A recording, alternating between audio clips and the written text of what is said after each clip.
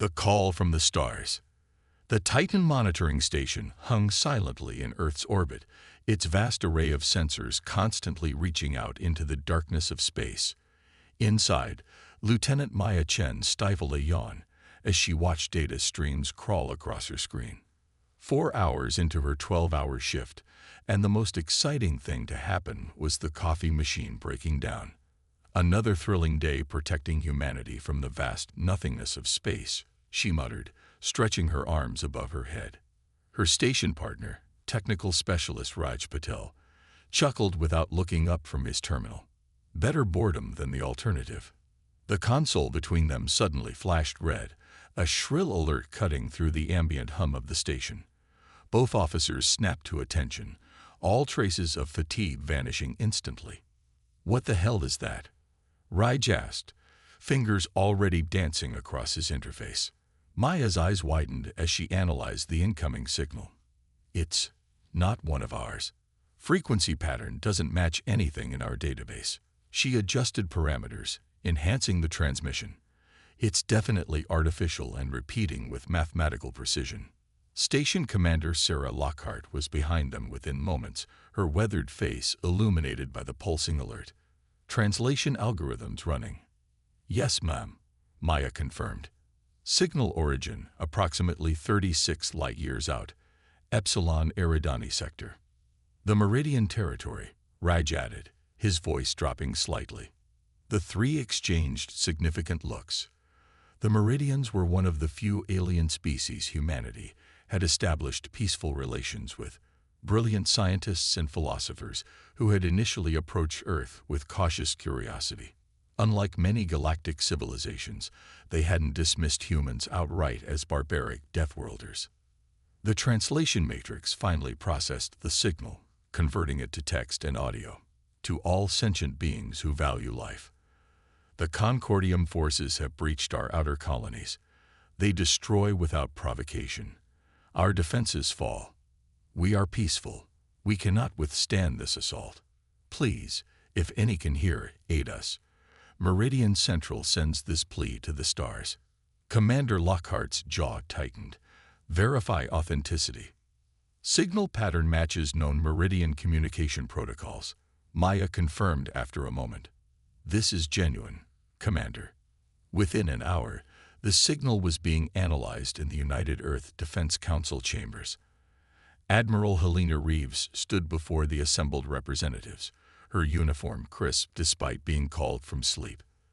"The Concordium is a militaristic collective that has been expanding aggressively for decades," she explained.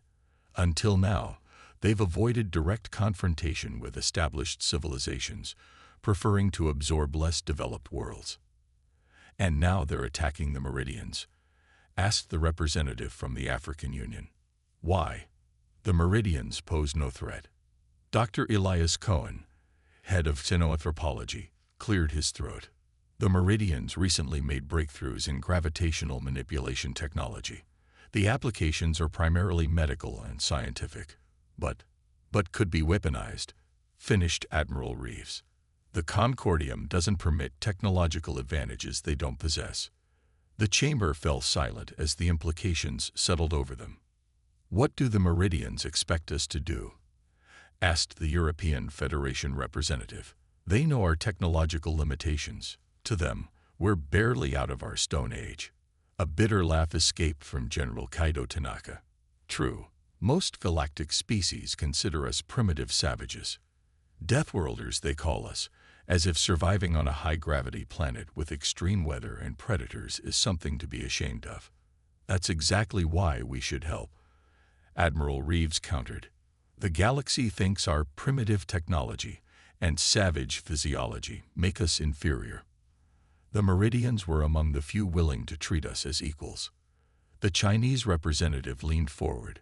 "What exactly are you proposing, Admiral?" "I propose we show the galaxy what Deathworlders are capable of when protecting their friends," Reeves replied, her voice steady. "I propose we send the fleet." Murmurs filled the chamber. Earth's combined fleet was substantial by human standards, but considered quaint by galactic ones. Most advanced species had abandoned physical projectiles, nuclear power, and chemical propellants centuries ago, moving to energy weapons, gravitational drives, and shield technology. The Concordium will laugh at our ships, someone pointed out. Admiral Reeves smiled thinly. Let them laugh. They've never fought humans before. After hours of debate, the vote passed. Earth would respond to the Meridian distress call with the full might of its combined fleet. For the first time in human history, the warships of every nation would fly together under a single purpose. At the orbital shipyards, controlled chaos reigned. Commander Diego Ramirez watched through reinforced glass as technicians in environment suits welded armor plates to the hull of the UES Indomitable. The heat would have killed most alien species, their bodies unable to withstand the temperatures humans routinely worked in.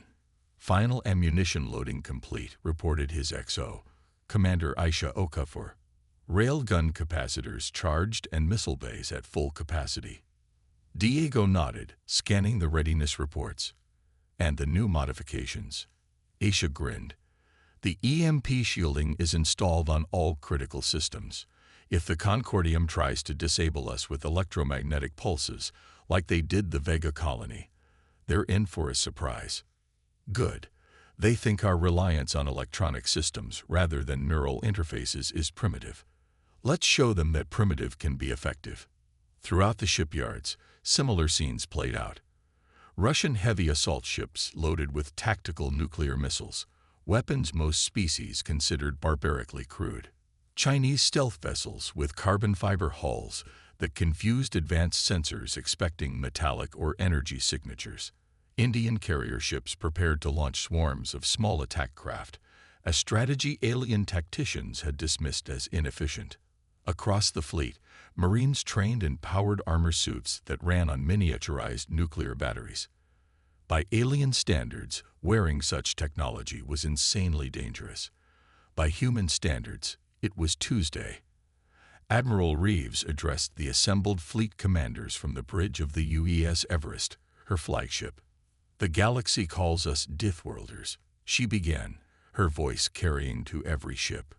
They see our physical strength, our endurance, our tendency to violence as proof that we're savages. They mock our technology as crude and primitive. She paused, looking at each commander's face on her display. Today, we show them that being born on a death world doesn't make us monsters. It makes us survivors. It makes us protectors. The Meridians need our help, and we will not abandon them because others fear what we represent. As the fleet prepared to depart, observation vessels from several alien civilizations hovered at the edge of the solar system, watching with what humans could only assume was a mixture of curiosity and disdain. Let them watch, Admiral Reeves said when informed of their presence. Let them see what happens when humanity goes to war. The human fleet engaged their drives, pushing against the darkness of space. 273 ships carrying the combined military might of Earth, primitive vessels by galactic standards, crewed by savage deathworlders. As they accelerated toward their FTL jump point, a message was transmitted to the alien observation ships in all known galactic languages. The deathworlders are coming, and we're bringing our war machines. Deathworlders unleashed. The human fleet dropped out of FTL at the edge of the Meridian system, sensors immediately scanning the space before them. The bridge of the UES Everest fell silent as the tactical display populated. Concordium vessels detected, announced Lieutenant Commander Park. I count. Jesus. Over 400 ships surrounding the Meridian homeworld. Admiral Reeves studied the formation, noting the elegant curves of the Concordium warships. They were beautiful in a cold, predatory way, all sleek lines and gleaming hulls, their weapons concealed behind aesthetic panels. Life signs on the Meridian colonies, she asked. Communications Officer Chen checked her readings. Faint but present, Admiral. The Meridians appear to have retreated to underground shelters. Concordium forces have established orbital superiority and landed ground troops on the 3 largest settlements. They haven't noticed us yet, Tactical reported. Their sensors are focused inward on the planet. Admiral Reeves nodded. Good. Let's use that. Deploy the fleet according to Battle Plan Thermopylae. Russian and Chinese vessels to form the center, American and European ships on the flanks, Indian carriers hold in reserve. As the human ships moved into position, a communication finally came from the Concordium fleet, not directed at the humans, but intercepted by the Everest's advanced signals intelligence systems. Perimeter sensor grid reports anomalous readings. A Concordium officer reported to their command ship, possibly primitive vessels using reaction drives. Analyzing. Disregard, came the response. No spacefaring civilization uses such inefficient propulsion anymore. Sensor artifacts only. Admiral Reeves couldn't help but smile. Their arrogance is our advantage. All ships, prepare to engage on my mark. The human fleet accelerated toward the Concordium formation, still undetected by enemies who couldn't conceive that anyone would use chemical rockets in modern space combat. Weapons range in 30 seconds, Tactical reported. All ships, Admiral Reeves commanded, weapons free. What followed would be remembered in galactic history as the Battle of Meridian Prime, the moment when the galaxy learned why evolving on a death world created a military force unlike any other. The Concordium detected the human fleet just seconds before impact. Their elegant ships began to pivot, energy shields shimmering to life around their hulls, designed to stop plasma weapons and energy beams. They weren't designed to stop tungsten rods accelerated to relativistic speeds by electromagnetic railguns. The first volley tore through a dozen Concordium vessels, their shields completely ineffective against physical projectiles. Confusion spread through their formation as their commanders tried to understand what was happening. Target their command and communication ships. Admiral Reeves ordered. Launch missile swarms at their screening vessels. Nuclear-tipped missiles, weapons most advanced species had abandoned millennia ago as too crude and dangerous, streaked across space. The Concordium point defense systems, designed to intercept energy weapons, struggled to track the relatively slow-moving projectiles. When the missiles detonated, they didn't destroy their targets directly. Instead, the electromagnetic pulses generated by the explosions washed over the Concordium ships, frying their delicate neural interfaces and automated systems. They're blind, Tactical reported with satisfaction. EMP has knocked out their integrated systems. Marine dropships, you are clear to launch, Admiral Reeves commanded. Boarding actions authorized. From the Indian carriers poured smaller craft, each carrying squads of Marines in powered armor. These were the elite of Earth's military, men and women who trained in environments that would kill most sentient species. The first Marine squads breached the hulls of disabled Concordium vessels, cutting through with plasma torches or simply attaching breaching charges to tear holes in the elegant ships. The Concordium crew, unused to physical combat, found themselves facing armored humans who could function in vacuum, withstand radiation, and fight with broken bones if necessary. "Sir," reported Marine Captain Valentina Sokolov from inside a captured Concordium destroyer. "Their crew surrendered immediately once we breached the bridge. They've never seen anything like our boarding tactics." Similar reports came in from throughout the battlefield. The Concordium, for all their technological superiority, had no answer for humans who fought with a combination of advanced technology and primitive savagery. "Admiral," communications reported, "we're receiving transmission from the Meridian surface." The main view screen filled with the image of a Meridian elder, their crystalline features glowing with a mix of fear and hope.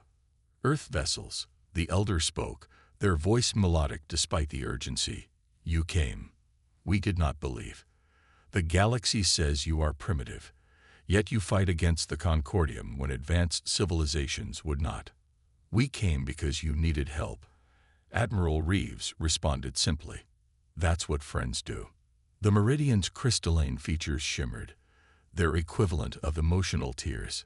"The Concordium ground forces approach our final shelter. Our children are here." Admiral Reeves's expression hardened, not for long. General Tanaka deployed the drop troops. Within minutes, Massive drop pods launched from human ships, streaking through Meridian Prime's atmosphere. Each contained a platoon of ground forces, soldiers who had trained in Earth's most extreme environments, from Arctic tundra to scorching deserts.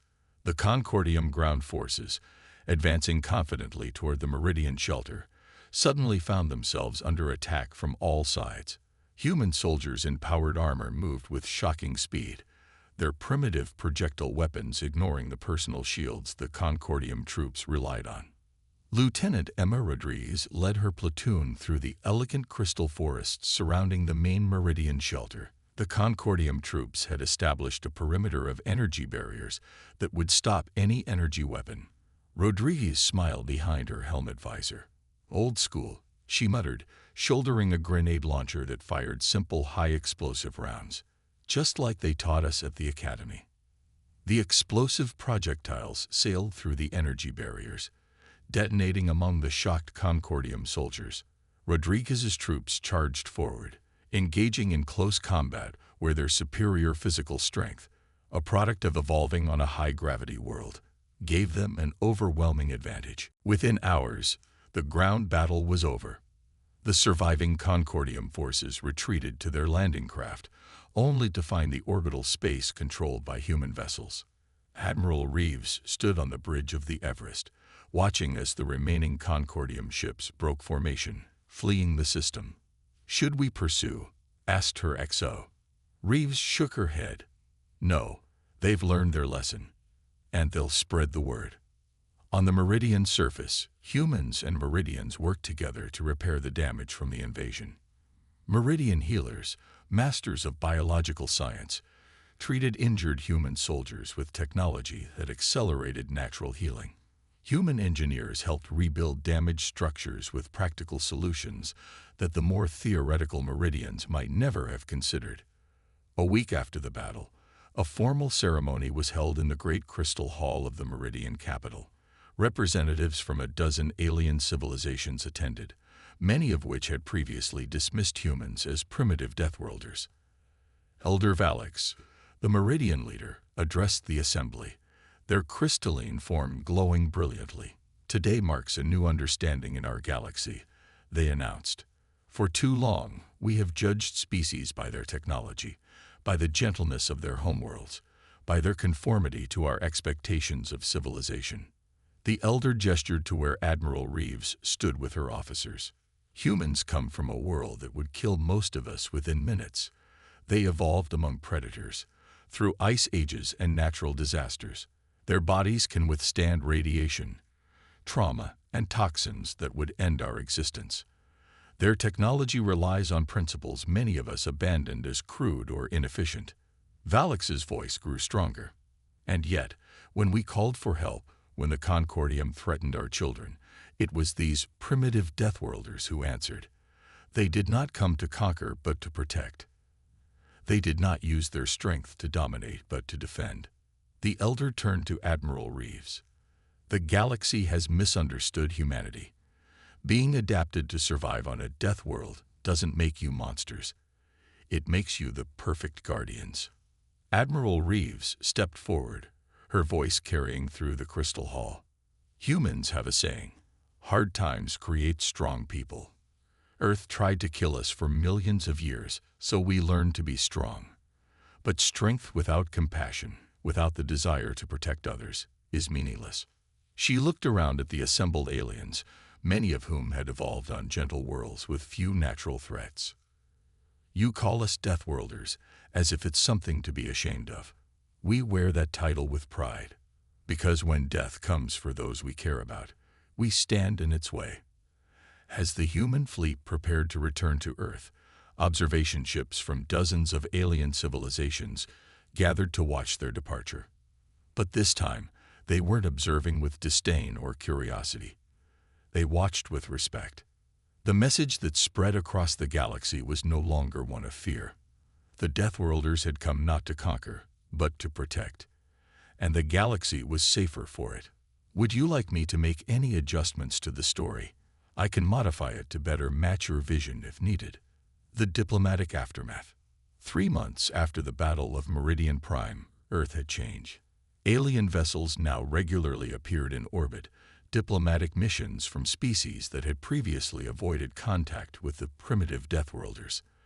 The United Earth Defense Council had been forced to establish a dedicated First Contact Department just to manage the influx of extraterrestrial representatives.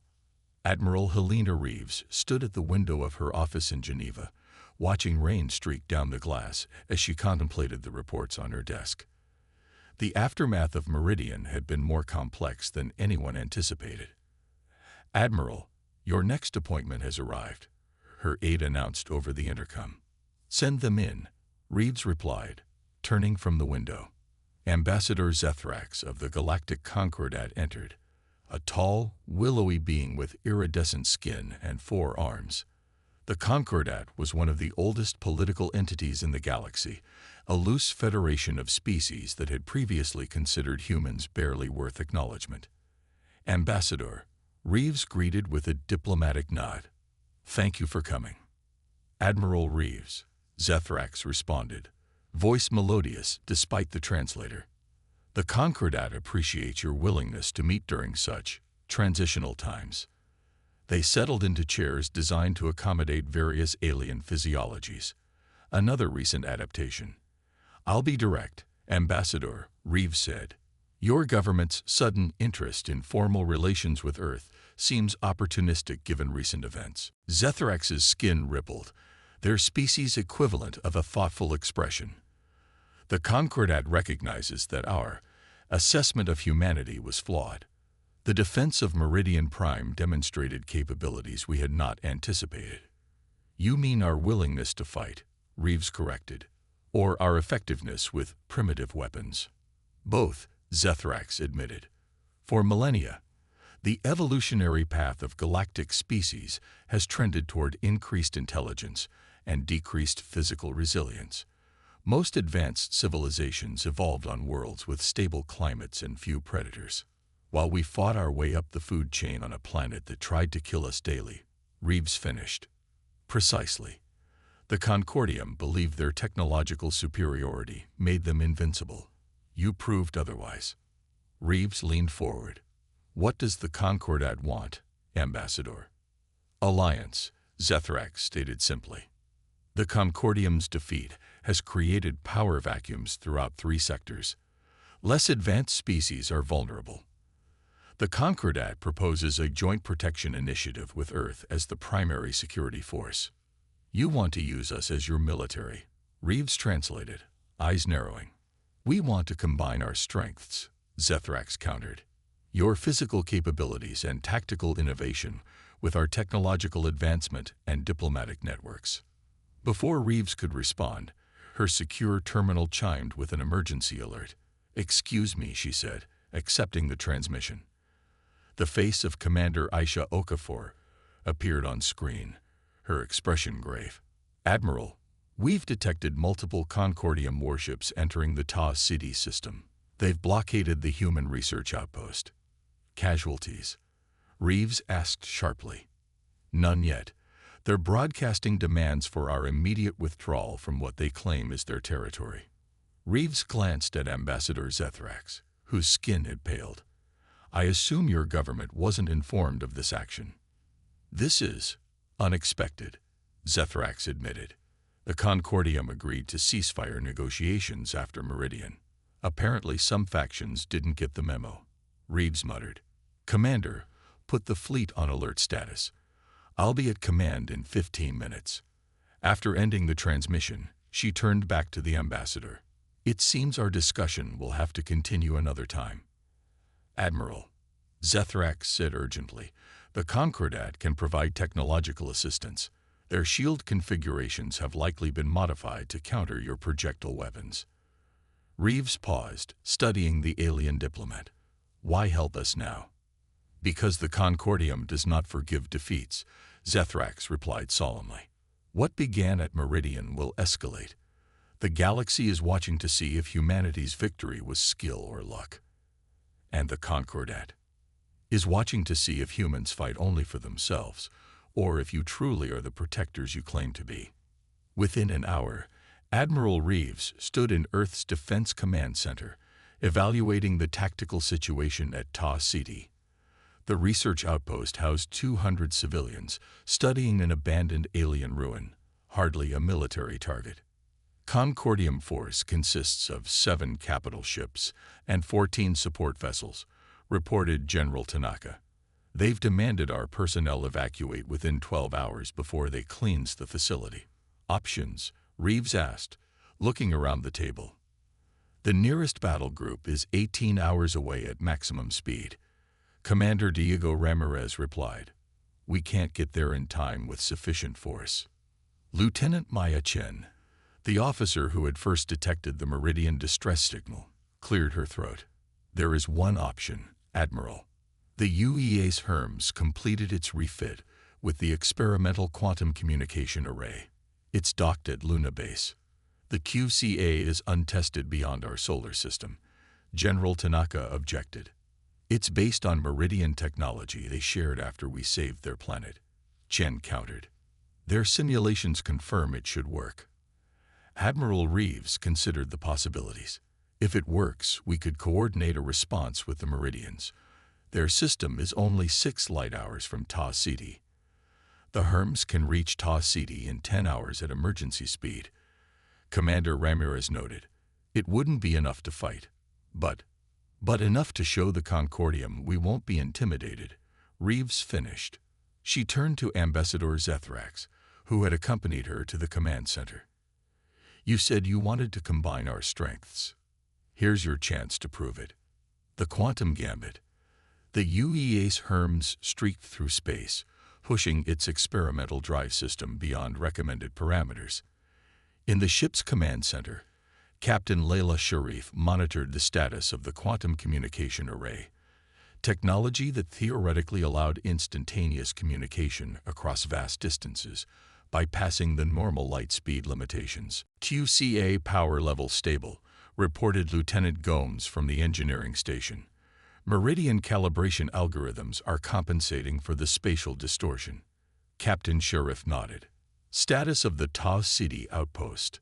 Concordium vessels maintaining blockade formation. Tactical Officer Pierce responded. No aggressive actions yet, but they've deployed orbital weapons platforms. 4 hours until their deadline expires.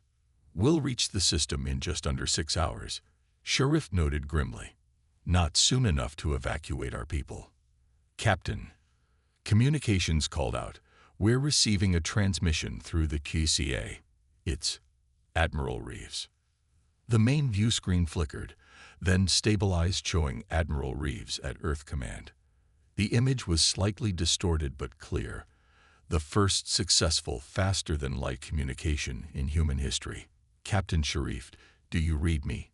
Reeves asked. Loud and clear, Admiral. Sharif replied, unable to keep the wonder from her voice. The Meridian technology works. Good, because we've just changed the mission parameters. Reeves' expression was resolute. The Hermes won't be facing the Concordium alone. The screen split to show Elder Valix of the Meridians. Captain Sharif, a Meridian defense flotilla has already departed for the Ta City system. They will arrive approximately 1 hour after your vessel. Additionally, Reeves continued, Ambassador Zethrax has arranged for Concordat observers to transmit our communications directly to the Concordium fleet. We're going to show them, and the galaxy, exactly what happens when someone threatens humans under our protection. As the Hermes approached the edge of the Ta City system, Captain Sharif addressed her crew. This is not a combat mission. We are outgunned and outnumbered. Our objective is to buy time and make a statement. The bridge crew nodded their understanding. They all knew the risks. Dropping out of FTL in 3, 2, 1, the navigator announced. The Hermes emerged into normal space at the outer boundary of the Ta City system, immediately detectable by Concordium sensors. Open a channel to the Concordium flagship, Sharif ordered. The view screen filled with the image of a Concordium commander, a reptilian being with metallic scales and cybernetic enhancements. Human vessel, you have entered a military exclusion zone. Withdraw immediately or be destroyed. Captain Sharif stood, her posture perfect. "This is Captain Layla Sharif of the United Earth Ship Hermes. I am here to inform you that the Ta City Research Outpost is under Earth's protection. Your blockade and threats constitute an act of war." The Concordium commander laughed, a harsh, grating sound. "You arrive in a single vessel and speak of war. Your defeat at Meridian was an anomaly. We have adapted our shields to your primitive weapons." "Perhaps," Sharif acknowledged, "but you seem to misunderstand something fundamental about humans." She gestured, and the tactical officer activated a pre-programmed sequence. The QCA powered up, creating a spatial distortion that the Concordium sensors would detect. "What are you doing?" the Concordium commander demanded, suddenly wary. "Showing you why Deathworlders are dangerous," Sharif replied calmly. "Not just because of our weapons or our physical strength, but because we adapt. We learn. We form alliances." The QCA pulsed, sending data throughout the galaxy via the quantum network the Meridians had helped establish. On thousands of worlds, beings watched as the lone human ship faced down a Concordium warfleet. "Your shields may stop our railguns now," Sharif continued, "but they won't stop what's coming. Humanity doesn't stand alone anymore." On cue, spatial distortions appeared throughout the system, as vessels from a dozen species dropped out of FTL, Meridian crystal ships, Concordat observers, and representatives from worlds that had witnessed humanity's defense of Meridian Prime. The Concordium commander's expression shifted from confidence to uncertainty. "This changes nothing. These observers cannot interfere without violating galactic neutrality laws. They're not here to fight," Sharif explained. "They're here to witness, to see whether the Concordium respects the new balance of power, or whether you'll attack a peaceful research outpost while the galaxy watches." Before the commander could respond, Admiral Reeves's voice came through the QCA, broadcasting to every ship in the system. "Concordium forces, this is Admiral Helena Reeves of Earth. The quantum communication network you're witnessing means distance no longer protects you. If you fire upon our outpost or the UES Hermes, the full might of Earth's fleet will respond. Not in days, but in minutes." It was a bluff. The QCA couldn't transport ships, only information, but the Concordium had no way to know that. For long moments, tension filled the system as the Concordium commander considered his options. Finally, he gave a curt nod. "We withdraw. For now. But the Ta City region remains contested space." As the Concordium ships began powering down their weapons, Captain Sharif allowed herself a small smile. "Thank you for your cooperation, Commander. Earth looks forward to resolving this dispute through diplomatic channels." After the transmission ended, her first officer approached. "They'll be back, won't they?" "Eventually," Sharif agreed. "But next time, we won't be bluffing." The Council of Worlds. 1 year after the Meridian incident, Earth hosted the first Council of Worlds, a gathering of representatives from 27 species across the galaxy. The United Nations headquarters in New York had been temporarily modified to accommodate beings from worlds with different atmospheric requirements, gravity needs, and biological constraints. Admiral Reeves, now serving as Earth's Security Commissioner, stood on the stage beside Secretary General Okonkwo as they prepared to open the historic session. "Never thought I'd see something like this," Okonkwo murmured. "Half these species wouldn't even acknowledge our communications 2 years ago." "Amazing what standing up to bullies can accomplish," Reeves replied with a slight smile. The chamber quieted as Secretary General Okonkwo stepped forward to address the assembled delegates. "Distinguished representatives, I welcome you to Earth, a planet many of you once referred to as a death world." Polite laughter rippled through the chamber, though some species representatives shifted uncomfortably. "Today, we gather not as advanced or primitive civilizations, not as deathworlders or garden-worlders, but as equals facing common challenges. The events at Meridian Prime and Ta City have demonstrated that isolation is no longer viable in our interconnected galaxy." Elder Valix of the Meridians rose, their crystalline form catching the light. For too long, the galaxy has been divided between those who evolve on harsh worlds and those who develop on gentle ones. We dismissed physical strength as primitive while prizing technological advancement. The elder gestured toward the human delegation. Humanity has shown us the error in this thinking. True advancement comes not from abandoning our evolutionary heritage, but from combining diverse approaches. From the Concordium delegation, surprisingly present despite recent conflicts, Sub-Commander Krull spoke. The Concordium acknowledges that our assessment of Earth was flawed. Humans' physical resilience and tactical innovation complement the energy-based technologies that dominate galactic engineering. That's quite an admission, Reeves whispered to Okonkwo, especially from them. The Secretary-General nodded before addressing the chamber again. Today we propose the formation of a new interstellar cooperative, not based on technological achievement or evolutionary history, but on shared principles of sovereignty, mutual aid, and peaceful cooperation. As the delegates discussed the proposal, Dr. Elias Cohen of Xenanthropology observed the proceedings with fascination. Beside him, Lieutenant Maya Chen, promoted after her role in the Meridian Crisis, watched alien species that had once viewed humans with disdain, now treating them as valued partners. "It's remarkable," Cohen murmured. "A year ago, they called us primitive deathworlders. Now they're incorporating our primitive defense strategies into their security doctrines.